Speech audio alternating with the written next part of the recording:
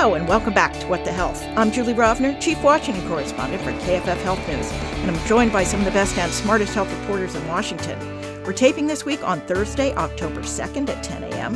As always, news happens fast and things might have changed by the time you hear this. So here we go.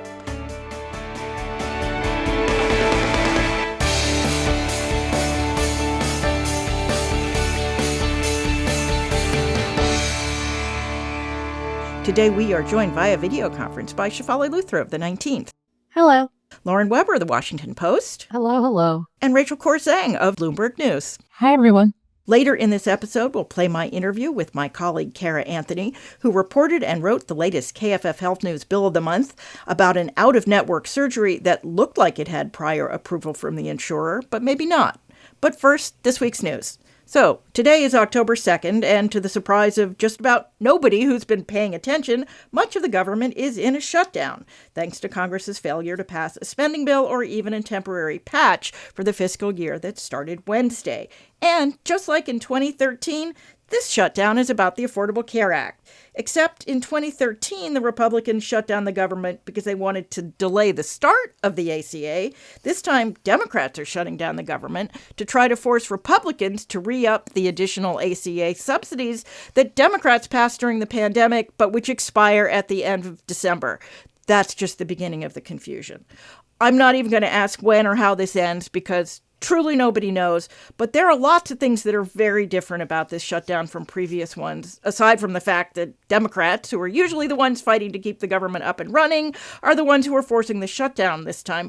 What has changed the most since March, when Democrats went along with a temporary spending measure that they could have blocked at the time? I think, obviously, we saw a lot of blowback from the Democratic base in response to Chuck Schumer's decision to go along and just continue funding the government. I think the argument has been that, it's not business as usual, and that Democratic leaders shouldn't be treating it that way. And this is, one of the few leverage points Democrats have in Washington right now, just because Republicans control the White House and the House and the Senate. So we have seen much more aggressive actions by the White House to exercise control over kind of government spending and testing the waters as to how far they can go to overrule Congress's directions for how money is supposed to be spent in the government, which obviously plays into the government spending fight. And we've also seen the passage of a Republicans' reconciliation bill in the summer, which always kind of poisons the well a little bit when it comes to bipartisan negotiations.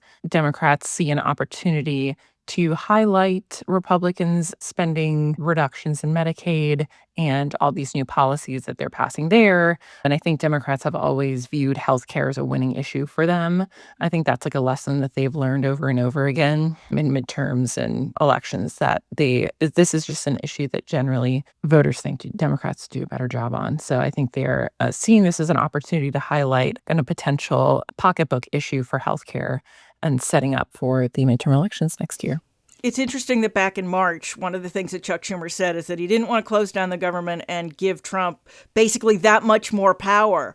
Well, this time they're giving Trump that much more power, and he seems to be running with it. The head of the OMB, Russ Vought, has already announced on social media that he's cutting off funding for Democratic priorities, including a tunnel that's being built between New York and New Jersey, and a lot of the green energy projects that were in the Biden administration infrastructure bill, all of which have had money appropriated for them that the administration is supposed to spend. And now, just this morning before we started taping, the president himself said he's going to meet with Russ Vought to see what else they can do to basically throw sand in the gears of Democratic priorities that are supposed to be carried out.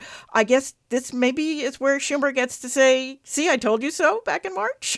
Potentially. I think it's worth noting, right, that a lot of things, which we'll talk about later, of course, were cut off in terms of spending that was already allocated, even without the excuse of a shutdown. So there's it's not very productive to engage in counterfactuals and hypotheticals, but it's totally plausible that even without a shutdown, a lot of this funding would have been cut off anyway, which, I don't know, it's just We are not living under really normal politics anymore, and we can't really pretend we can know what would have happened. Yes, unprecedented is a word I've been using a lot lately.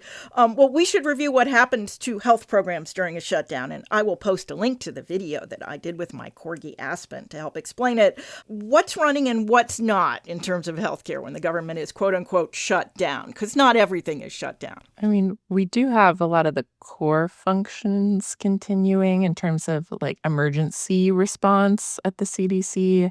They are cutting back on like public communications of public health data that are like usually pretty routine. The FDA has said they're no longer accepting new drug applications, but obviously the review of applications that they've already received will continue because there are a lot of positions at the FDA specifically, but across the government that are funded through other streams, like from fees from industry that don't necessarily go through the routine process. But we certainly will see like less information coming out of agencies, just the general function of them, policy announcements, policy movement, everything slows down as things that are in motion kind of grind to a halt as everywhere is kind of strained for resources. So I think we'll see, like, I know at NIH, they said that they're not taking in new patients for clinical trials and the grant reviews may be slowed down. So there's just a lot of things that will slow down. But I think the core functions of like, is this patient care, is this emergency response for the large part are continuing at this time. And, of course, mandatory programs, Medicare and Medicaid, continue because they're not affected by a shutdown because the shutdown is only for discretionary programs. Lauren, you were going to add something. I was just going to say I was sitting on an unrelated focus group for 5 hours on Tuesday night, and like 99% of the people, when asked, oh, is anything happening in D.C., had no idea about the shutdown. Like none. I mean, no, just absolutely zero idea. So while all of these points are very important to talk through, I also question whether any of the messaging from both sides is getting through to the average person and whether or not the complexities of this are quite clear. Well, one of the things that the Democrats are shutting the government down over is the failure of Republicans to renew the expanded subsidies for the Affordable Care Act that were passed in 2021 originally and then extended through the end of this year. People are going to find out about those because there's 24 million people who are getting ACA coverage and 90% of them are getting subsidies. And they're all going to find out in the next couple of weeks how much their premiums are going to go up because of the failure to renew these subsidies. How big is this shock going to be? Depends on who it is, right? So it's like some people, especially people who are kind of in the higher income range, around 400% of federal poverty level, if these tax credits expire, they don't get any subsidies at all anymore. So we could see hundreds of dollars a month for beneficiaries who fall into this category. But for some beneficiaries, there's a smaller, dollars and cents change that they're going to see because they'll still get some subsidies, but not as many. And I think it's actually unclear who exactly is going to find out about these rate increases. CMS has given states some flexibility as to whether they put the actual premium increase in these letters that people are going to be getting over the next month. So I think it's going to be interesting to see how states strategize in terms of communicating with people about the potential for these increases, but not scaring them away from the exchange entirely if Washington doesn't manage to figure this out in the next couple of weeks. Yeah, the Republicans keep saying, oh, this is a December problem. It's like, no, this is not a December problem. Open enrollment starts November 1st. And if people show up and sign up, or if they're in a plan that suddenly they can't afford and they might want to move to a cheaper plan if they can find a cheaper plan to move to. I mean, this is definitely not a December problem. And going back to your question, Julie, I mean, KFF did a very helpful analysis just looking at how much premiums could go up if the tax credits expire. And the last I checked, they will more than double, which I noticed when my electricity bill went up this year. I think that's pretty hard for people to not see when suddenly they are spending potentially twice as much in their healthcare. Yeah, and I will post a link to that analysis, which just came out. It's an updated analysis with new data that shows that premiums are likely to spike even more. Well, one of the big arguments that Republicans are making about this shutdown, because Democrats not only want a renewal of these subsidies, they also want a reversal of a lot of the Medicaid cuts that were in the big budget bill that passed over the summer. And Republicans say Democrats are asking for federal health funding for illegal immigrants, which is not really true. What is it that Democrats are asking for? All right, I'm going to have to answer. I will answer this question myself because I went down the rabbit hole on emergency Medicaid. What the bill this summer did is it basically lowered the reimbursement that hospitals get when they provide emergency coverage to people who are not here with documentation. It's a long-standing program. It dates back to 1986, where hospitals can get reimbursed for treating people in medical emergencies who would be eligible for Medicaid other than the fact that they are not documented, meaning undocumented people are not eligible for Medicaid or for Medicare. Shefali, you were saying that a lot of this is used for labor and delivery, right? Exactly. And I mean, if we even think about who benefits from emergency Medicaid, it's not really undocumented people. It is hospitals who are required to provide emergency care. But the example where I hear about this a lot is if you are pregnant and you don't have documentation, you will go to the hospital because you need to give birth, you need to deliver, and emergency Medicaid is what covers the cost of that, which I just found that to be a really interesting point of tension with Republicans, given, in particular, the vice president's frequent remarks about how much he cares about healthy births and healthy babies. And there's a whole brand new federal program aimed at improving birth outcomes. At the same time, they're chastising the Democrats for saying, we would like to pay hospitals for delivering healthy babies, who are going to be American citizens, by the way, even if their mothers don't have documentation unless the Supreme Court changes that. Well, as if there wasn't enough to make your head swim here, I think one of the biggest ironies is that if the Democrats get what they want in terms of getting the Republicans to either roll back some of these Medicaid cuts or extend the additional subsidies, isn't that going to accrue to the benefit of the Republicans? Because if these cuts happen, it's presumably the Republicans who are going to get blamed come the midterms next year. That's the irony of all of it, Julie. I mean, that's the irony of the shutdown. That's the irony of the messaging. It's the irony of the whole thing is that Republican polls have shown that if these subsidies do increase, if they do double, I mean, to Shefali's point, I think we all notice when if something it costs you $1,000 more a year, I think people are going to sit up and pay attention to that. That will cause an issue. So yes, I mean, it is somewhat surprising, but at the same day, this is a lot of brinksmanship. And again, I question whether the messaging on either side is really cracking through to the American public about why, both sides are arguing about the shutdown. Yeah, they're not on social media and cable TV in general, watching people trade these fact checks back and forth. Well, yeah. Meanwhile, back at the now partially shut down Department of Health and Human Services, there is still lots of news. We will start with vaccines. Remember that Advisory Committee on Immunization Practices vote a couple of weeks ago that changed recommendations for a whole bunch of vaccines? Well, the committee's recommendations are not the end of the process. The committee's work needs to be officially approved by the head of the CDC or the HHS secretary, neither of which has happened yet. Without that approval, shipping can't begin, for example, for COVID vaccines for the federal Vaccines for Children program, which provides vaccines to about half of all the children in the U.S., by the way. One thing Secretary Kennedy has apparently done, according to reporting from MSNBC, is hire as a senior advisor to CDC Mark Blaxell, a high-profile anti-vaccine activist who is neither a physician nor a scientist. Is Kennedy just thumbing his nose now at anyone who believes in vaccines, particularly at Republican Senator and Dr. Bill Cassidy, without whose vote Kennedy would not now have his job? I think Kennedy has been pretty emboldened by the president even going out further than he has publicly on vaccine issues. And I think we're seeing his continuing leaning into the vaccine point of it all, which, I mean, this is a man who has been an anti-vaccine activist for many, many years. So it's not completely surprising that he would hire people in that orbit or institute policies that follow what he's advocated for many years. But I mean, I say this every week, he promised at his confirmation hearings that he would not go after the vaccine schedule, and he has definitely not kept that promise. And would you say that most politicians promise things that they do or do not keep, Julie, in your many years of coverage? I don't consider cabinet secretaries who promise things to members of Congress who oversee them to be sort of typical politicians. It's one thing to run for office and then do something else. It's quite another thing to say in your confirmation hearing for a job that you won't do something and then just weeks or months later do it. Shefali, you wanted to add something? Oh, I was going to say, to that point, Julie, when all of us watched those confirmation hearings, it was really striking to see that what RFK promised was also different from his long record of advocacy. And one watching those could come away deciding to believe what he said in the hearings or decide to believe what he said leading up to those hearings. And, if you picked one, you'd be more right than if you picked the other.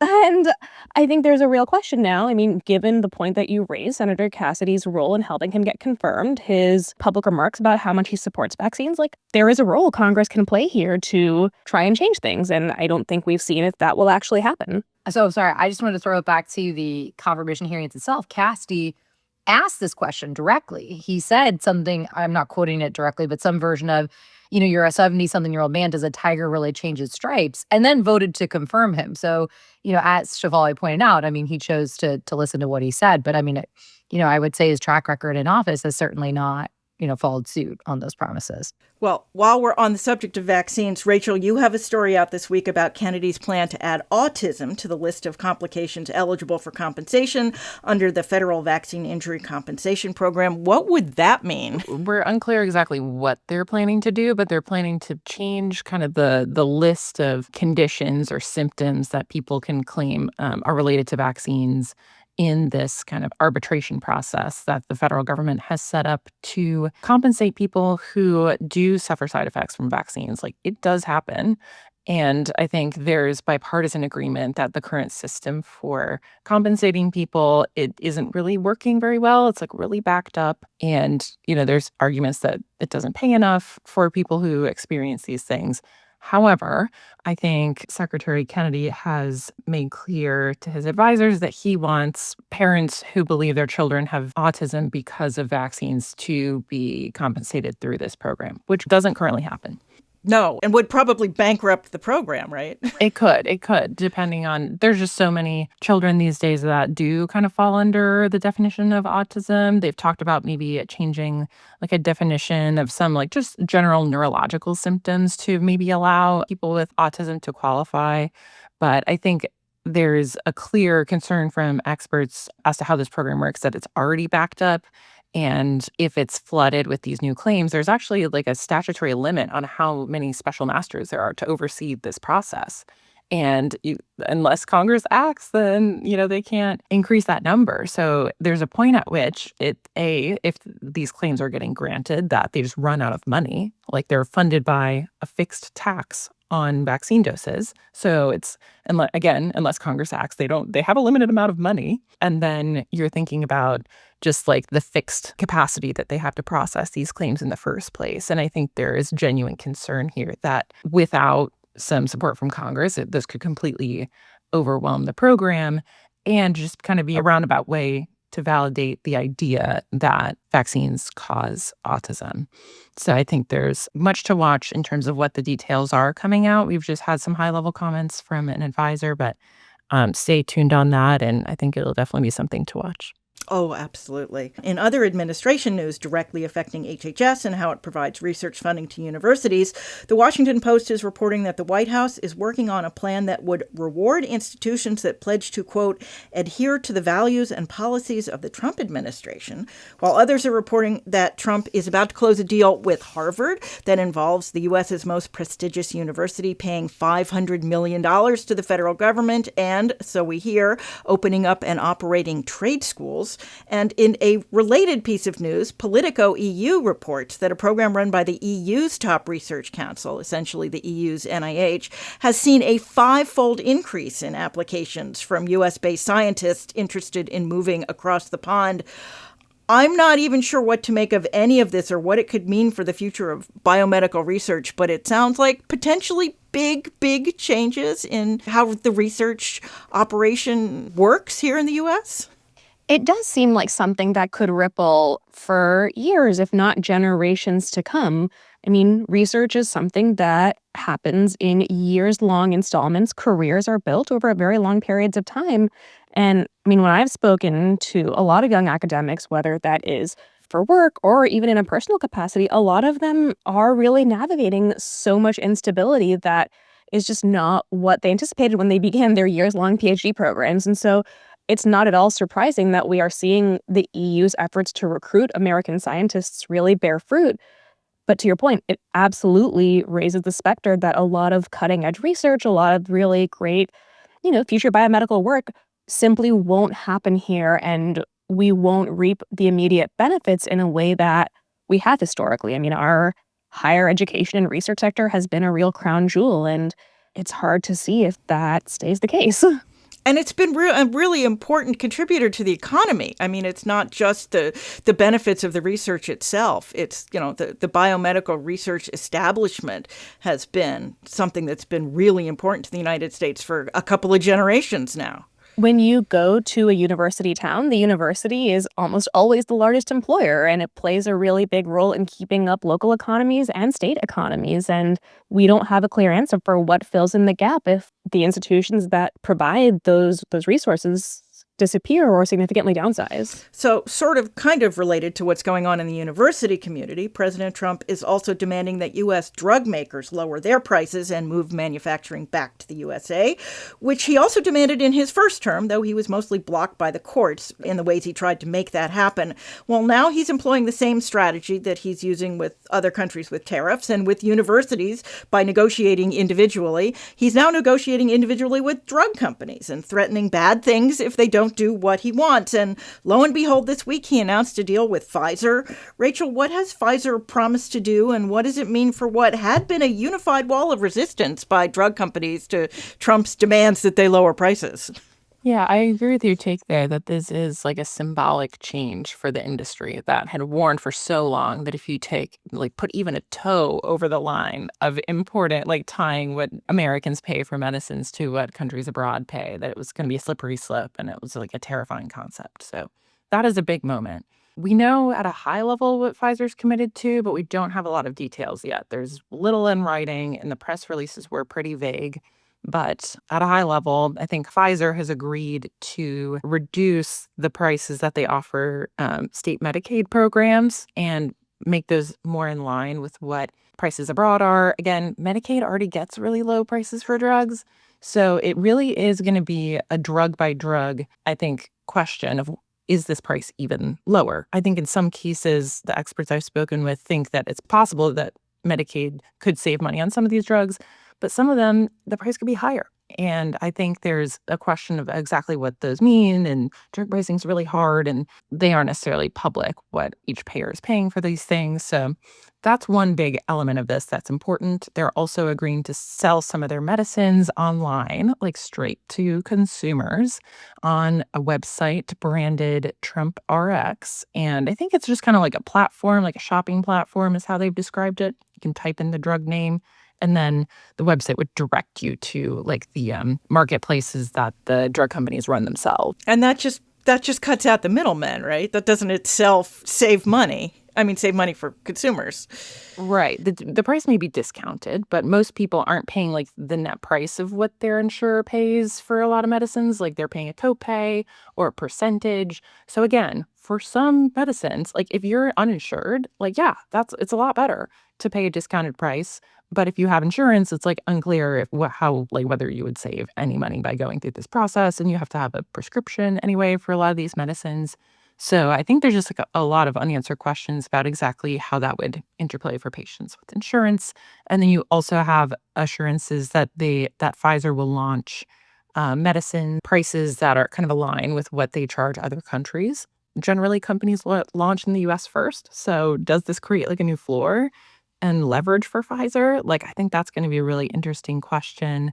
And then I think the last commitment that they made was if they raise prices in other countries for medicines, that some of this increased revenue that they get from those drug sales abroad would go back to the federal government, potentially through the Medicare program. But we don't have a lot of details. I saw a story just before we started taping that not only has Pfizer's stock gone up since this announcement, but other drug companies' stocks have gone up since this announcement. Obviously, in exchange for this deal, Pfizer has been sort of absolved from having to pay the tariffs that Trump has threatened for 3 years.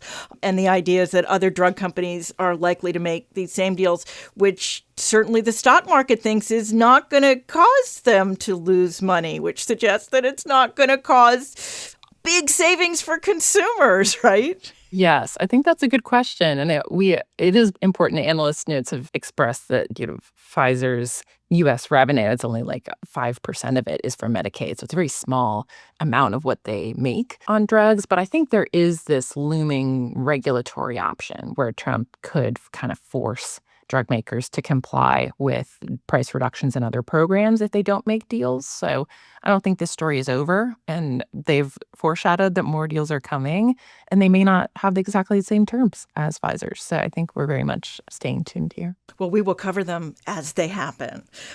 Okay, that is this week's news. Now we'll play my Bill of the Month interview with Cara Anthony, and then we'll come back and do our extra credits.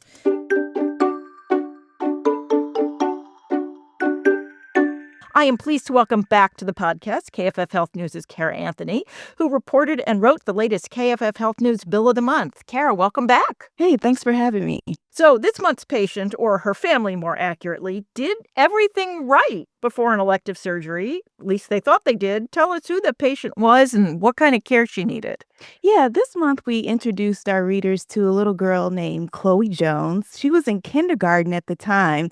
She needed an elective surgery. She had a condition known as ptosis. In layman's terms, that just means that she had a droopy eyelid. Her parents didn't want this to interfere with her vision in the future, and so they elected to have this surgery. And they lived where? Just outside of St. Louis, pretty close to me, actually. But here's the thing. They had a hard time finding a provider who was in network, and the story kind of goes on from there. Yeah, so I guess pediatric ophthalmologists are not a dime a dozen, and they did find somebody, and knowing that it was out of network, they asked their insurer for permission, right?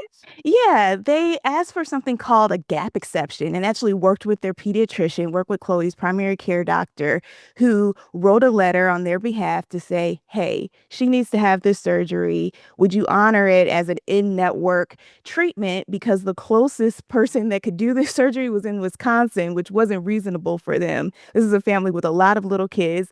So they dotted all of the I's, crossed all of the T's, or so they thought, because they ended up with a huge bill. Yeah, so then she has the surgery, everything is great, and then the bill comes. How big was the bill? $13,000, Julie, which was a huge surprise to the family. They didn't have the means to pay that, so immediately Chloe's mom, Kiana Jones, starts to ask questions, making phone calls, trying to figure out, hey, what's going on? They only paid just under $2,000, and there was no way they could pay a $13,000 bill. So they had this letter from the insurance company that said everything that they would cover this. What happened? Yeah, and this is why we had to ask ourselves in this case, what does covered actually mean? And in this case, the insurer said that they would cover it, though, without offering network discounts, the surgery itself. Now, some of her other exams that she needed, they did honor those as in-network, and that was fine. But the surgery itself was covered, but they weren't willing to cover it as in-network and offer those discounts, which would have made it much more reasonable, which is why we ended up with the $13,000 bill. But the tricky part here is that they received letters that looked basically identical. So the letters that said that they would get those in-network discounts were just for the pre-surgery and some post-surgery exams. Those looked the same as the letter that said that they were covered for the surgery. But in that letter, the insurer explained that, hey, we're not going to offer you network discounts. So the family was really confused here, and they had to ask for some serious help. And what finally happened with the bill? Well, Kiana has a brother who was a former state senator. So she got so frustrated with the situation. She reaches out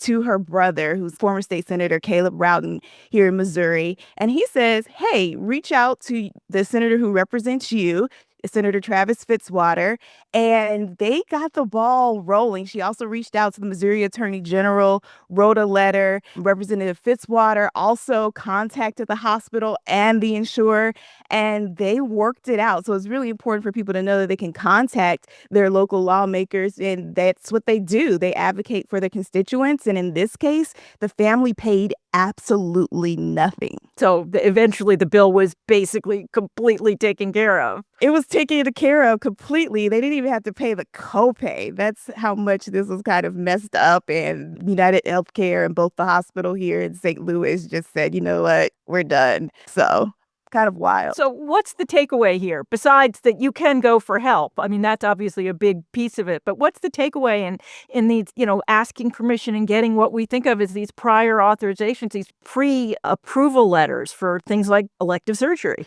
Yeah, I think the main thing is that even if the letters look the same, you have to read every line, make sure that you have clarity there. But it's also, here's another reflection of how complicated our healthcare system is. And in this case, the family had a happy ending, but I don't know, had she not contacted her brother, who's a state senator, not everybody has that kind of advantage, but everyone can contact their local lawmaker for help. But, in this case, I would just say, read the fine print, and if you think you understand it, read it again, because there might be something in there that you'll catch, and hopefully you can avoid a huge bill. But I'm glad this family was taken care of. Well, good advice. Cara Anthony, thank you so much. Hey, thanks for having me, Julie. Okay, we are back. It's time for our extra credit segment. That's where we each recognize a story we read this week we think you should read too. Don't worry if you miss it. We will put the links in our show notes on your phone or other mobile device. Shefali, you chose first this week. Why don't you go first? Sure. My story is from the Washington Post. I normally try and give every byline, but there are a lot. So there are many journalists really worked very hard on this piece. The headline is Trump's USAID paused stranded life-saving drugs. Children died waiting. And it's like a very impressive, in-depth investigation. It takes us to Congo, where we meet a young girl who has malaria, and she dies because she can't get the medication she needs, even though it is less than 10 miles away. And the medication never comes to her because of the freeze on USAID funding and the taking of USAID inside the State Department. The story does a remarkable job following the grants and orders that were stopped in the United States when we had the USAID first take effect. And then it takes us to the people who suffered and whose lives were lost, including many children, because they couldn't get medication that was actually not even that far away, but simply couldn't travel the last few miles to get there. It puts all of these against Secretary of State Marco Rubio's promise that no one has died because of the USAID funding freeze, and shows that probably isn't true. I mean, not probably, that isn't true, because these people here in this story did in fact die because they couldn't get medications that we purchased and sent there, and then simply could not get the final step there. I think it's a really great look at just how devastating this policy choice has been and will continue to be around the world. Yeah, it was quite an impressive project. Lauren. I picked an op-ed in Time by Dr. Craig Spencer titled "Trump is Breaking Americans' Trust in Doctors." It's an op-ed after Trump and RFK Jr. talked about Tylenol, and Trump went on to talk about vaccines and what that means for the rest of the country. And I will just say, personally, I've been struck by how many of my friends from the Midwest, mom friends, regular friends, have reached out, like, hey, you are a reporter for the Washington Post that covers health. Like, what is this? And I do think the Tylenol press conference really broke through in a way that a lot of other things have not. And Craig makes a bunch of different points about how it essentially pits doctors against the president. And what does that do for decaying trust in medical authorities? What does it do for trust in authorities, period? And I think that's a question we're going to continue to see bear out over the next couple of years. Yeah, I think the byword of 2025 is losing trust. Rachel. My extra credit this week is in ProPublica. The headline is Georgia's Medicaid Work Requirement Program spent twice as much on administrative costs as healthcare, GAO says. And that's by Margaret Coker with The Current. And I just thought this story did a great job of just kind of being grounded in the local reporting of what have we seen. I think there's tremendous interest in how some of these Medicaid policies that Republicans have committed to will play out across the country. We know state Medicaid officials are already scrambling. Insurance companies, hospitals are trying to figure out, like, how are we going to implement work requirements at the beginning of 2027? And I think this is like a really interesting test project of what that could mean. And I think the administrative burden should not be underestimated. And I think this is just a great way to quantify the infrastructure you need to run a program like this. And I think if you're spending more on the infrastructure to track people than on the actual healthcare, then I think that just raises questions about the program as a whole and how efficiently it's running. So I would say a lot of eyes on Georgia because they've got the only one that's actually up and running at the moment that people can study. My extra credit this week is from KFF Health News by Michelle Andrews, and it's called Big Loopholes in Hospital Charity Care Programs Mean Patients Still Get Stuck with the Tab. And it's about how stupid and bifurcated our health system now is that you can go to a hospital, get approved for charity care, and then still get billed into bankruptcy by doctors who work at the hospital but not for the hospital. It's kind of a perfect case study into just how dysfunctional things have gotten. And with the impending Medicaid cuts and the ACA premium increases, lots more people are going to become uninsured and likely fall into this same trap. It's a really good story. All right, that is this week's show. Thanks this week to our editor, Emery Hudeman, and our producer-engineer, Francis Ying. If you enjoy the podcast, you can subscribe wherever you get your podcasts. We'd appreciate it if you left us a review. That helps other people find us, too. Also, as always, you can email us your comments or questions. We're at whatthehealth, all one word, at kff.org. Or you can find me on X at jrovner or on Blue Sky at Julie Rovner. Where are you folks hanging these days? Rachel? I'm still on X at Rachel Kors. Shefali? I'm at Blue Sky at Shefali. Lauren? I'm on X and Blue Sky at Lauren Weber HB. Excellent. We will be back in your feed next week. Until then, be healthy.